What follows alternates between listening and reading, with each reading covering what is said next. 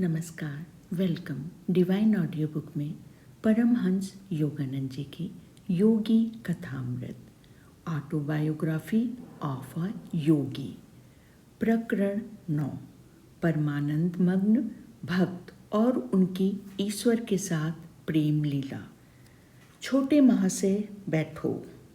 मैं अपनी जगन माता से वार्तालाप कर रहा हूँ। मैंने अत्यंत श्रद्धा के साथ कमरे में चुपचाप प्रवेश किया था। मास्टर महाशय के देवता सदृश रूप ने मुझे चकाचौंध कर दिया। श्वेत रेशम समान दाढ़ी और विशाल तेजस्वी नेत्रों से युक्त वे पवित्रता का साक्षात अवतार लग रहे थे। ऊपर की ओर उठा हुआ उनका चेहरा और जुड़े हुए हाथ देखकर मैं समझ गया कि उनके पास मेरे उस प्रथम आगमन ने उनकी अर्चना में बाधा डाली है। उस समय तक मुझे जितने धक्के लगे थे उन सब पर से वे बढ़कर तीव्र धक्का उनके स्वागतपूर्ण सरल शब्दों से लगा। माँ की मृत्यु के कारण हुए विरह दुख को ही मैं दुख की पराकाष्ठा मानता आ रहा था। अब अपनी जगन माता से विरह की भावना मेरी आत्मा को अवर्णनीय यातना देने लगी। विलाप करते हुए मैं जमीन पर गिर पड़ा। छोटे महाशय, शांत हो जाओ। संतवर को सहानुभूतिपूर्ण दुख हो रहा था, किसी अगाध समुद्र में असहाय छोड़ दिए गए मनुष्य की तरह। अपने बचाव का एकमात्र उपाय जानकर मैंने उनके चरणों को कसकर पकड़ लिया। महात्मन, आप मध्यस्थता करें। जगन माता से पूछिए कि क्या मुझ पर उनकी कृपा दृष्टि होगी। इस प्रकार की मध्यस्थता का वचन सहज ही नहीं दे दिया जाता। अतः महात्मा चुप रहने पर बाध्य हो गए। सदा ही मैंने तुम्हें प्रेम किया है, सदैव मैं तुमसे प्रेम करती रहूंगी। उनका दिव्य स्वर अभी वातावरण में गूंज ही रहा था कि वे अदृश्य हो गई। दूसरे दिन प्रातःकाल सूर्य ने क्षितिज पर अभी झांकना आरंभ ही किया था कि मैं मास्टर महाशय के घर पहुंच गया। हृदय विदारक स्मृतियों से जुड़े उस घर की सीढ़ियां चढ़कर मैं चौथी मंजिल पर उनके कमरे के सामने पहुंच गया। बंद दरवाजे की मोट पर एक कपड़ा लिपटा हुआ था, जो शायद इस बात का संकेत था कि वे एकांत चाहते हैं। मैं दरवाजे के सामने दुविधा में खड़ा था कि इतने में मास्टर महाशय ने स्वयं ही दरवाज़ा खोल दिया। मैंने उनके पूज चरण कमलों में प्रणाम किया। दिव्य उल्लास को छिपाते हुए मैंने विनोद भाव में अपना मुख गंभीर बना लिया। महाशय, आपके संदेश के लिए मैं आ गया हूँ। मैं मानता हूँ कि अति भोर में ही आ गया हूँ। क्या प्रिय जगजननी ने मेरे विषय में कुछ कहा है? नटखट छोटे महाशय, इसके अतिरिक्त उन्होंने कुछ भी नहीं कहा। स्पष्ट था कि मेरी गंभीरता का नाटक प्रभावी नहीं था। इतनी गूढ़ता, इतना छल क्यों? क्या संत कभी सीधी बात नहीं करते? मैं शायद थोड़ा चिढ़ गया था। क्या मेरी परीक्षा लेना अनिवार्य है? उनकी शांत आंखें समझदारी और विवेक से भरपूर थीं। कल रात को 10 बजे स्वयं दिव्य रूपा जगन माता ने तुम्हें जो आश्वासन दिया, उसके बाद भी अब मेरे लिए कहने को कुछ बचा है? मेरी आत्मा की खिड़कियों को खोलने की कुंजी मास्टर महाशय के पास थी।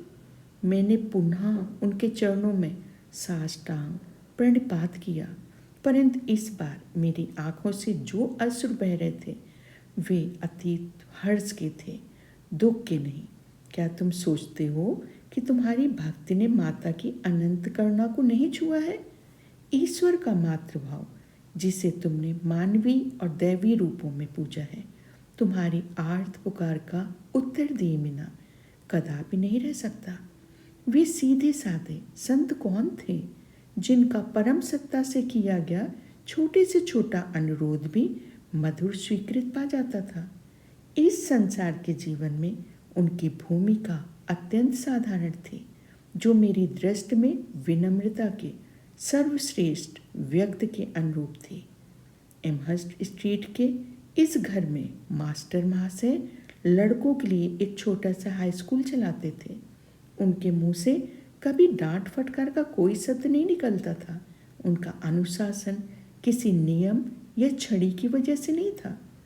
इन सादगी युक्त कक्षाओं में सच्चा उच्चतर गणित सिखाया जाता था और सिखाया जाता था प्रेम का रसायन शास्त्र, जिसका पाठ्य पुस्तकों में कभी कोई उल्लेख भी नहीं मिल सकता।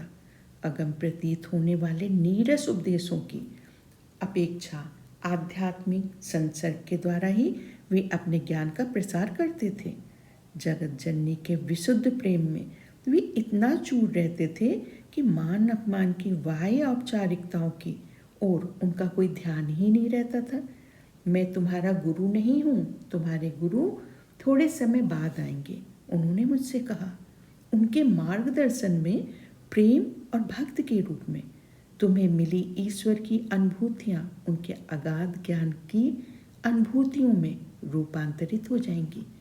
प्रतिदिन दोपहर ढलते ढलते मैं हेमस्टर्ड स्ट्रीट में उनके घर पहुंच जाता। मुझे मास्टर महाशय के उस दिव्य चषक की चाह रहती थी, जो इतना लबालब भरा हुआ था कि उसकी बूंदें प्रतिदिन मेरे ऊपर छलकती थीं। पहले कभी भी इतने भक्तिभाव से मैं नतमस्तक नहीं हुआ था। अब तो मास्टर महाशय के चरण स्पर्श से पुनीत हुई भूमि पर केवल चलने का अवसर मिलने को भी मैं अपना सौभाग्य मानने लगा। महाशय, कृपया इस चंपक माला को धारण कीजिए, मैंने ये खास आपके लिए बनाई है। एक दिन शाम को मैं अपनी पुष्प माला हाथ में लिए उनके घर पहुंच गया, परंतु बार बार इस सम्मान को अस्वीकार करते हुए वे संकोच से पीछे हट गए। मेरे दुख का अनुभव करते हुए अंततः उन्होंने मुस्कुराते हुए उसे स्वीकार कर लिया। चूँकि हम दोनों ही माँ के भक्त हैं, इसलिए इस शरीर में वास करने वाली माँ के प्रति अपनी श्रद्धा के रूप में तुम वह माला इस देह मंदिर को पहना सकते हो। उनके विशाल स्वभाव में कहीं तनिक भी जगह नहीं थी कि अहंकार अपना पग जमा सके। कल हम मेरे गुरु के वास से सदा के लिए धन्य हुए दक्षिणेश्वर के काली मंदिर चलेंगे। मास्टर महाशय ईसा सदृश गुरु श्री रामकृष्ण परमहंस के शिष्य थे। अगले दिन सुबह दक्षिणेश्वर तक की 4 मील की यात्रा हमने नाव से तय की। काली के 9 गुंबदों वाले मंदिर में हमने प्रवेश किया, जहाँ माँ काली और शिव की मूर्ति अति कौशल में से निर्मित चांदी के चमकदार सहस्रदल कमल पर विराजमान है। मास्टर महाशय आनंद में प्रफुल्लित हो उठे। वे अपनी प्रीतम माँ के साथ अथक प्रेम लीला में मग्न थे। जैसे जैसे वे माँ का नाम जपते जा रहे थे, मेरा आनंदित मन मानो उस सहस्रदल कमल की तरह ही सहस्र धाराओं से फूट पड़ रही थी। कुछ देर बाद हम दोनों उस पुण्य भूमि में टहलते टहलते झाऊ के झुरमुट में जाकर रुक गए। इस पेड़ की विशेषता स्वरूप इससे झड़ने वाला मधुर रस मानो मास्टर महाशय से झरते अमृत का प्रतीक था। उनका नाम जब चलता ही जा रहा था। झाऊ के गुलाबी परदार पुष्पों के बीच मैं घास पर सख्त निश्चल शरीर से बैठ रहा। इतने समय में मेरे शरीर को भूलकर दिव्य लोकों की यात्रा करता रहा। इस संत के साथ की गई दक्षिणेश्वर की अनेक तीर्थ यात्राओं में ये प्रथम थी। मास्टर महाशय से ही मैंने ईश्वर के मातृत्व पक्ष या ईश्वरी करुणा के माधुर्य को जाना। उस शिशु सरल संत को ईश्वर के पितृत्व पक्ष या ईश्वरी न्याय में कोई रुचि नहीं थी। कठोर सटीक गणितीय निर्णय ही कल्पना ही उनके कोमल स्वभाव के विपरीत थी। ये तो पृथ्वी पर स्वर्ग के साक्षात देवताओं के प्रतिरूप है। एक दिन उन्हें प्रार्थना करते देख मैंने मन से उनके प्रति प्रेम से भरकर विचार उठाया। किसी प्रकार की निंदा, आलोचना या गुण दोष का विचार कभी उनके मन में नहीं उठा। वे तो इस जगत को आद्य पवित्रता से चिर परिचित अपनी दृष्टि से ही निहारते थे। उनके काया, वाणी, मन, कर्म सब कुछ उनकी आत्मा की सरलता के साथ सहज सुमंजस्य रखते थे। मेरे गुरुदेव ने मुझे यही बताया था। अपने हर उपदेश को किसी प्रकार के आग्रह या अधिकार वाणी के बिना इसी श्रद्धापूर्वक वाक्य के साथ वे समाप्त करते थे। श्री रामकृष्ण के साथ मास्टर महाशय की एकात्मता इतनी गहरी हो गई थी कि वे अपने किसी भी विचार को अब वे अपना विचार नहीं मानते थे।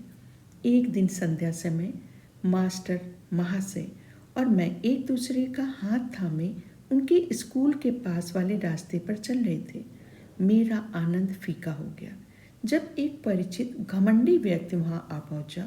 उसने अपने लंबे प्रवचन से हमें तंग कर दिया। मैं देख रहा हूं कि तुम इस आदमी से प्रसन्न नहीं हो।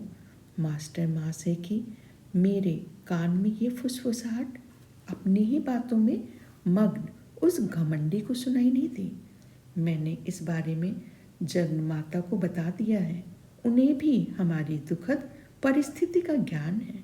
उन्होंने वचन दिया है कि जैसे ही हम उस लाल मकान के पास पहुंचेंगे वे इस आदमी को एक अत्यावश्यक काम की याद दिला देंगी। मेरी दृष्टि उस मुक्ति स्थल पर लगी रही। उसके लाल द्वार तक पहुंचते ही अपना अधूरा वाक्य भी पूरा किए बिना और कुछ भी कहे बिना वह व्यक्ति अचानक मुड़कर चला गया। विक्षुब्ध वातावरण में फिर से शांति छा गई। एक अन्य दिन मैं हावड़ा रेलवे स्टेशन के पास अकेला ही टहल रहा था। एक पल के लिए मैं एक छोटे से मंदिर के पास खड़ा हो गया और वहाँ ढोलक करताल के शोर से जोर जोर से कीर्तन करते लोगों को मन ही मन कोसने लगा। केवल मुंह से तोते की तरह प्रभु का पवित्र नाम लेते रहते हैं।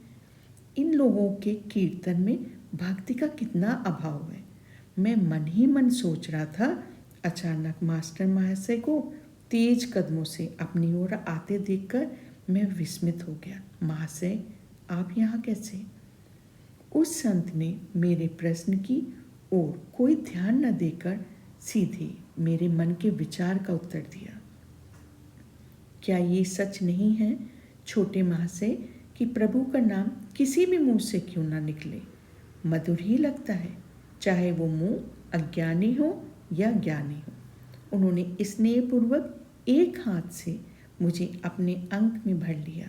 उनके जादू के गलीचे पर सवार होकर मैं तुरंत जगत जननी के दयामय सानिध्य में पहुंच गया।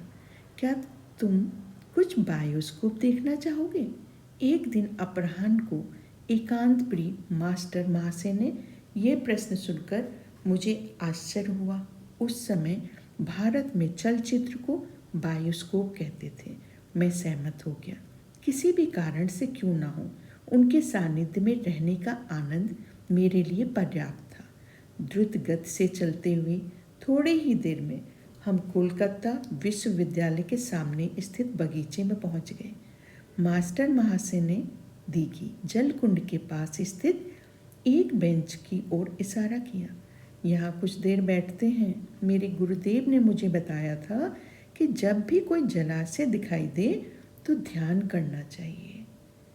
यहाँ ये शांत जल ईश्वर की विराट शांति का स्मरण कराता है। जिस प्रकार जल में सभी वस्तुओं का प्रतिबिंब पड़ता है, उसी प्रकार संपूर्ण ब्रह्मांड विश्व चैतन्य में प्रतिबिंबित होता है। मेरे गुरुदेव प्रायः ये कहते थे। थोड़ी देर बाद हम विश्वविद्यालय के एक कक्ष में गए जहाँ एक लेक्चर चल रहा था। बीच बीच में स्लाइड से चित्र भी दिखाए जा रहे थे, किंतु ये लेक्चर और स्लाइड दोनों ही समान रूप से अत्यंत नीरस थे। तो ये वे बायोस्कोप जो मास्टर महाशय मुझे दिखाना चाहते थे, मैं अधीन हो उठा, परंतु चेहरे पर उकताहट का कोई भी भाव लाकर मैं मास्टर महाशय को दुखी नहीं करना चाहता था। इतने में वे चुपचाप मेरी ओर झुके। मैं देख रहा हूँ छोटे महाशय कि तुम्हें ये बायोस्कोप अच्छा नहीं लग रहा है। मैंने ये बात जगत जननी को बता दी है और उन्हें भी अब हम दोनों से पूर्ण सहानुभूति है।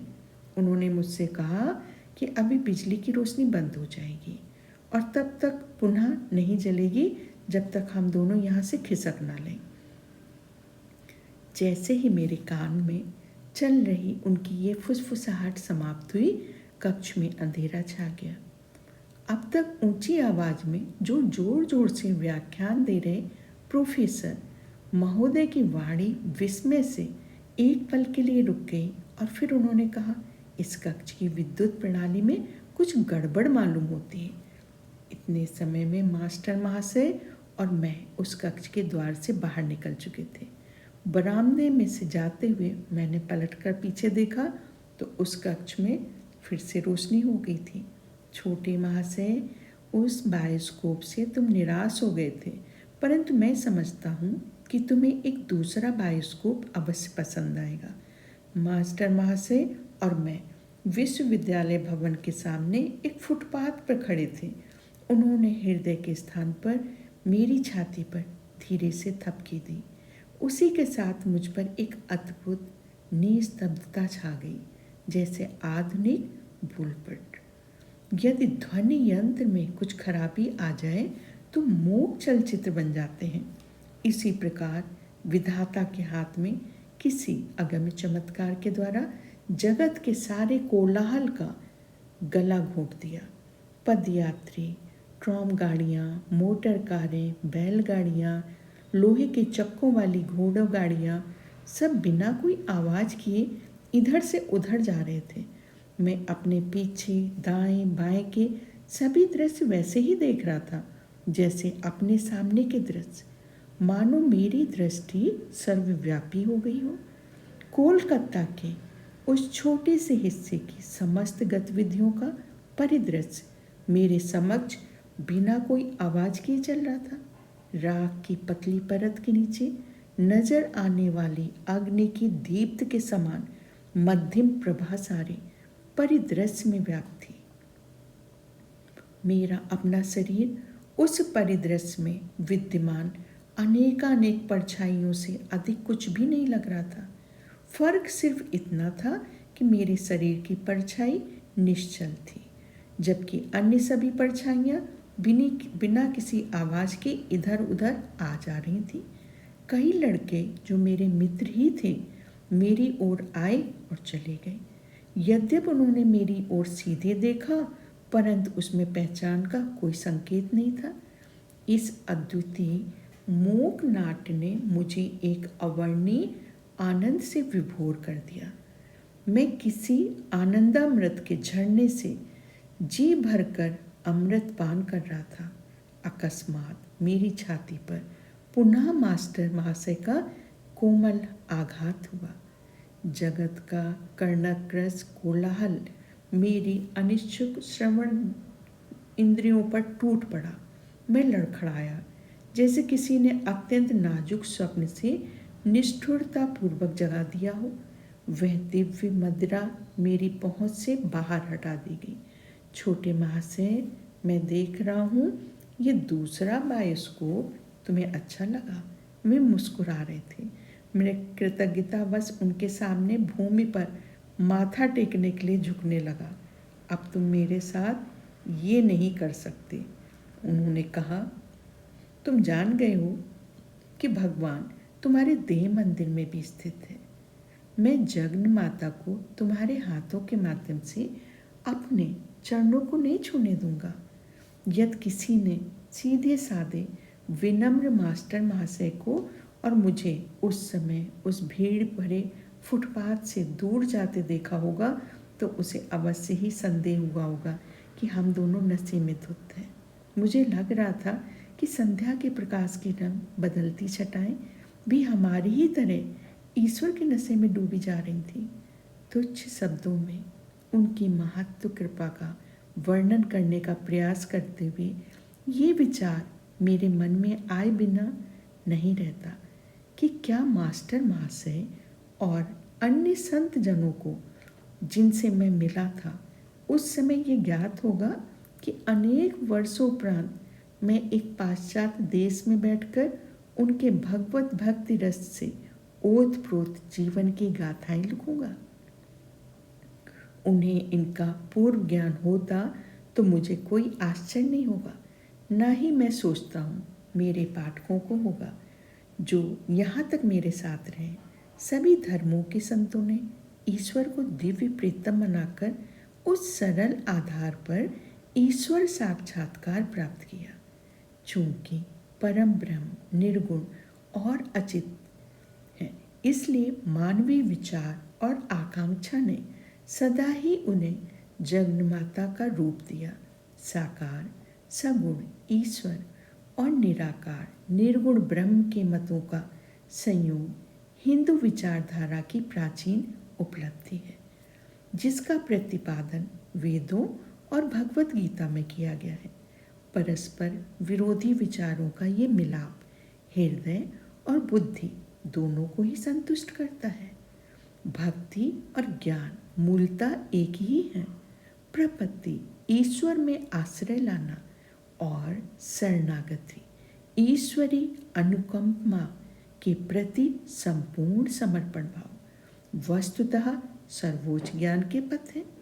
मास्टर महाशय एवं अन्य सभी संतों को विनम्रता इस बोध से उपजती है कि वे पूर्णतः उस ईश्वर पर निर्भर हैं जो एकमात्र जीविताधार और एकमात्र विधाता है। चूंकि ईश्वर का स्वरूप ही आनंद है, अतः ईश्वर के साथ तादात्म्य होने वाला या उसमें मग्न होने वाला मनुष्य सहज ही असीम आनंद को अनुभव करता है। आनंद उन सब चीज़ों में सर्वप्रथम और सर्वोपरि है जिनके लिए आत्मा और इच्छा शक्ति तड़पती है। सभी युगों के संतों ने शिशु सुलभ भाव से जगन्माता को प्राप्त किया और उन सभी ने कहा कि उन्होंने सदा ही जगन्माता को उनके साथ खेलते पाया। मास्टर महाशय के जीवन में महत्वपूर्ण और महत्वहीन अवसरों पर भी इस दिव्य खेल की अभिव्यक्तियां स्पष्ट हुई। ईश्वर की दृष्टि में कुछ भी छोटा या बड़ा नहीं होता है। यह छोटे से परमाणु को बनाने में ईश्वर ने अपनी अतिशय सूक्ष्म दर्शिता के औचित्य को न लगाया होता तो क्या आकाश अभिजित और स्वाद नक्षत्रों जैसी गौरवशाली रचनाओं को धारण कर पाता। महत्वपूर्ण और महत्वहीन का भेद प्रभु के लिए निश्चय ही अज्ञात है कि कहीं एक सुई के अभाव में पूरा ब्रह्मांड ही ढह जाए। इस प्रकार से प्रकरण 9 परमानंद मग्न भक्त और उनकी ईश्वर के साथ प्रेम लीला।